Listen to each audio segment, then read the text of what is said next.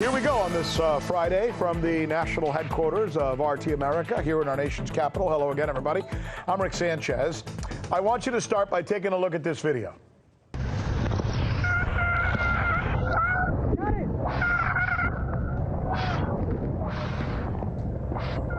Look at this guy. Isn't that amazing? That's a submarine, believe it or not. That's an agent jumping on top of it while trying to make a high seas bust. We're gonna share the details with you in just a little bit, so don't go away. But we're gonna begin with more of this tit for tat between the United States officials and Moscow over whose reporters are more honest. All right, we'll start with that guy right there. See him? His name is John Lansing. He had something called U.S. Global Media, which is in charge of the effort to go around the world making sure that people see stories from our American point of view. And just so you understand what this guy is in charge of, he's not in charge of CNN or Fox or CBS or ABC News or any of those, right? He's in charge of the Voice of America, Radio Free Europe, etc. Now, some people would say it's our American version of propaganda established to combat the Nazis in 1942 and then used as well against the Soviets. Regardless, that's what he is in charge of. Of course, the Nazis were defeated, and the Soviet system is also gone. And that creates a problem for an agency that gets hundreds of millions of our tax dollars to combat our enemies, right? It's like, what do we need? Enemies. In other words, they need an enemy, whether it's a real enemy or an exaggerated enemy, to be able to keep cashing that check from the government. So here's Mr. Lansing making his pitch, describing the evilness of media outlets like RT. Essentially what he's doing is he's calling us blatant liars. The weaponization of information that we're seeing is real, and the Kremlin is one of the primary aggressors on this front. Russia's goal is to destroy the very idea of an objective, verifiable set of facts. From their perspective, in a world where nothing is empirically truthful, any lie will do. Okay, so there you have it. Then to really drive that point that you just heard him make home, they bring out a young woman. Her name is Leah Gabrielle, essentially working for the same agency. She's in charge, though, of something that's called global engagement. Global engagement, where I presume we try to engage the world with our side of the stories that we want people to hear, right? Makes sense. Okay, that's fine. Let's hear her out. The GEC's role, as I've mentioned before, is to lead the U.S. government's effort and to coordinate our efforts in countering propaganda and disinformation. Okay, that's the GEC's role. Did you get that? That's the GEC's role, this engagement center, right? That's what E and C comes in. Disinformation. Disinformation is a very interesting word, right? It essentially means lying. So if you're going to be accusing somebody of lying, saying these countries like Russia are lying, her audience is about to ask her, that's really important. Do you have anything to back that up? Watch what happens. We've been saying they covertly plant false stories. They use... just tell me, give me a couple of examples of fake stories, because since we've been talking in generalities, I'd like to know what kind of information they're spreading. What are they saying, for example? Well, it really depends on the country, and Well, just give me an example. Pick a country and give me an example. Okay.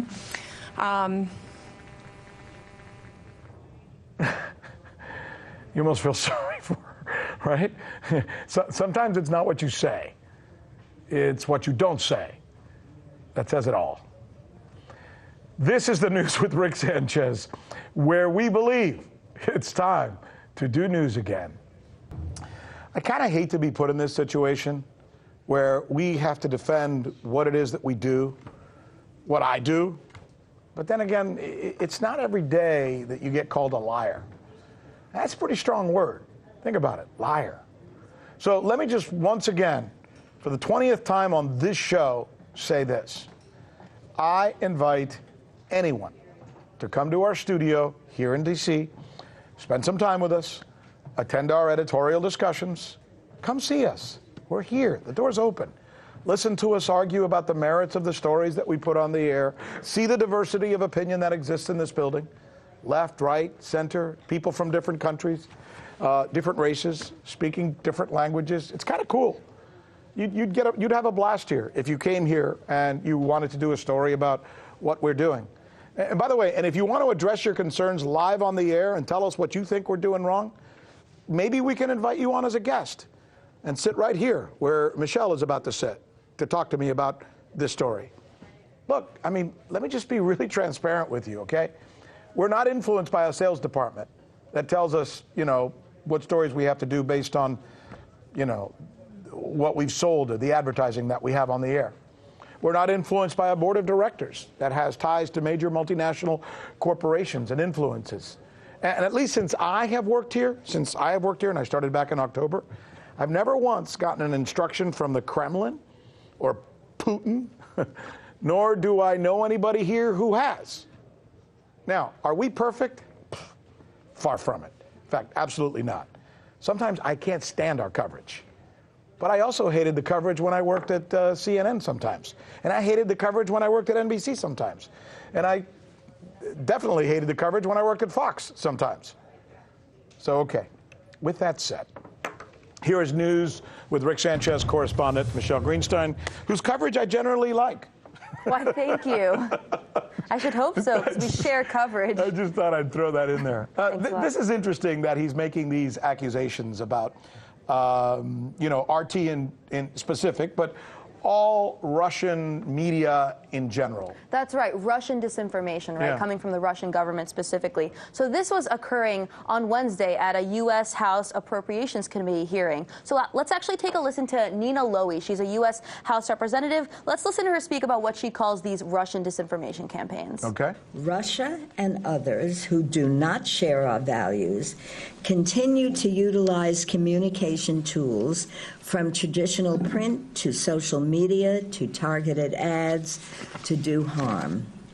Russian interference in the 2016 election was perhaps the most resounding wake-up call to this threat. So she's part of this Washington consensus. Democrat, right? That happens to be a Democrat, that's right. Yeah, but no, the only reason I say that is because if Trump had lost, then the Republicans probably would have been saying the same thing. Right, you could say that the Russian interference narrative definitely absolves the Democrats. That's one thing, it definitely serves that purpose. Another thing it does, though, is justify this increased control of information, right? We're seeing this happen a lot across social media, all based on this Russian interference narrative. That's a really good point. So essentially, her committee appropriates millions, right? And they're like, hey, we're giving you this money, is it effective? So this is what she's demanding from the people who are testifying. And those testifying, of course, their goal is to increase their budget in any way they can, right? So let's talk about the way that the U.S. government is appropriating these millions of dollars. For example, we have the U.S. Agency for Global Media, which receives $108 million just in the fiscal year of 2019. And we also have something called the Global Engagement Center, like you mentioned in your opening monologue, which is an agency of the State Department, which received over $55 million in fiscal year 2019. So that's $863 million total, right?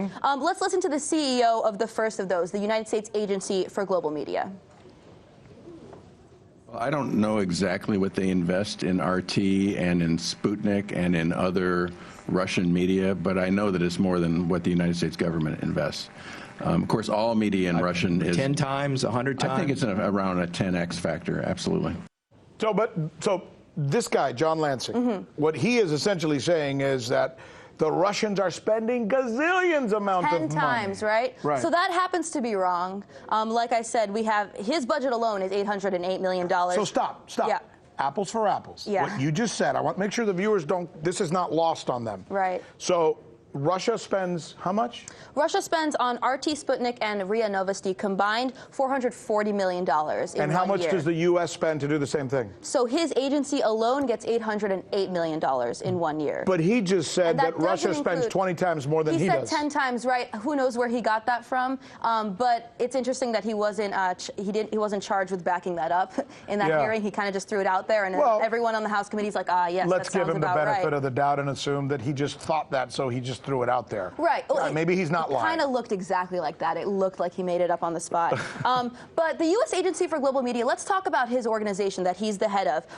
Among other things, it owns TV Marti, which is the U.S.'s basically, broadcast. I mean, you're from Cuba. You know better than I. Yeah, exactly. Yeah. Castro's bad, Castro's bad, Castro's bad. Exactly. Right. And even, listen to this, though. We know that a lot of Cubans obviously have their qualms with TV Marti, but even the United States Government Accountability Office actually accused TV Marti of engaging in political propaganda. So even our own internal reviews say things along those lines. And when it comes to Voice of America, which is another organization that man owns, even the New York Times called it the agency that's charged with presenting America's viewpoint to the world. So it doesn't even pretend to be objective. Now, it's interesting, of course, that when we do something, it's presenting our viewpoint to the world, but when our so-called enemies do it, it's just propaganda. But besides the Agency for Global Media, we also have someone from the Global Engagement Center who you mentioned in your opening monologue. Let's talk about Richard Stengel, who helped create and now oversees the Global Engagement Center. I want you to listen to what he says about propaganda. Okay. You know, my old job at the State Department was what people used to joke as the chief propagandist job. Propaganda, I'm not against propaganda. Every country does it, and they have to do it to their own population, and I don't necessarily think it's that awful. Wow. Straight from the horse's mouth, right? It really doesn't get better than that. What we do is propaganda. He just said it. And all of this hype, like I said, is based on this Russian interference narrative. But at the same time, I've heard you mention this before. When we interfered, for example, in the Russian election, which is not the only election the United States has interfered in, we actually bragged about it on the cover of Time magazine. We did. We got Yeltsin, the United States, with Dick Morris's help, got Yeltsin elected in Russia. That's right. And the Time magazine cover said "Yanks to the rescue," and it was a huge cover of Boris Yeltsin. Guess where Richard Stengel was working in 1996? Tell me. Time magazine. Wow. And he actually went on to become managing editor. So like I said, because this is all predicated on the allegation of Russian interference, we can't separate that from this, bigger picture. And I want to show you one last thing. All right, we got 30 seconds, says the producer. Let's take a look at Richard Stengel. This is how he responded to someone from the third world accusing the United States of propagandizing the rest of the world. The gentleman right there, last question. I don't think you all address an issue in terms of understanding what happened in the world. Because what is happening in America is what the United States flipped on the global south and in the third world, which we live with for many, many years in terms of a master narrative that was and still is propaganda. You know what? I hate last questions. Guilty as charged. There you have it. He had no answer for the U.S. empire. So you haven't heard that we're the ones covering the stories that you won't see covered anywhere else? In Venezuela, Kazakhstan. Let's go to Hong Kong. And the media reaction to that has been crickets. How about the way we cover those stories? What the hell does that mean? Wally, Wally, Wally. That's the key word in this case, uprising. Keep? Can you believe that? Watching. This is the right thing for members of the media to do, to actually pick sides. Look, if you like what you see, subscribe.